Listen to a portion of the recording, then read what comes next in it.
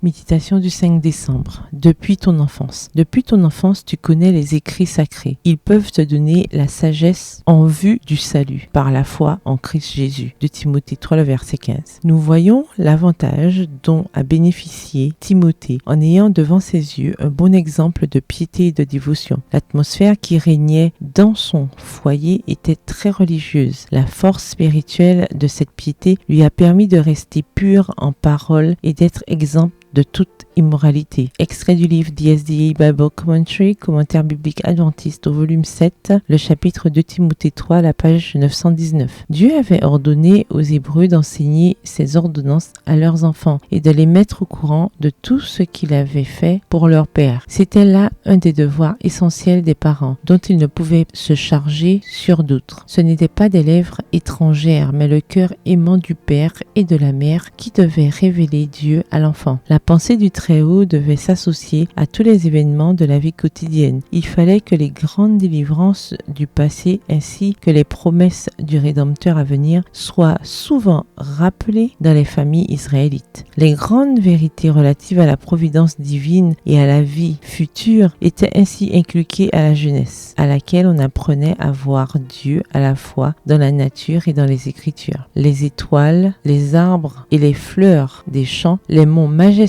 et le murmure des oiseaux, tout leur parlait du Créateur. D'autre part, les cérémonies solennelles du tabernacle, tant celles du culte public que celles des sacrifices, étaient aussi des révélations de Dieu. Telle fut l'éducation de Moïse dans l'humble chaumière de Goshen et celle de Samuel sur les genoux de la fidèle Anne. Telle fut celle de David dans les montagnes de Bethléem et celle de Daniel avant la prise de Jérusalem et son exil à Babylone. Telles furent aussi les premières leçons de Jésus à Nazareth et celle de Timothée, instruit par les 7 lettres par sa mère Eunice et Loïs, son aïeul. Voir de Timothée 1, verset 5. Extrait du livre Patriarches et prophètes au chapitre 58 aux pages 577 à 578. Parents, une grande œuvre vous attend pour Jésus. Satan cherche à s'attacher les enfants avec des liens d'acier. Ce n'est pas par des efforts personnels décisifs que vous réussirez à les conduire à Jésus. Extrait du livre Message choisi au volume 1 au chapitre 47 à la page 374. Bonne soirée, que l'Éternel vous bénisse.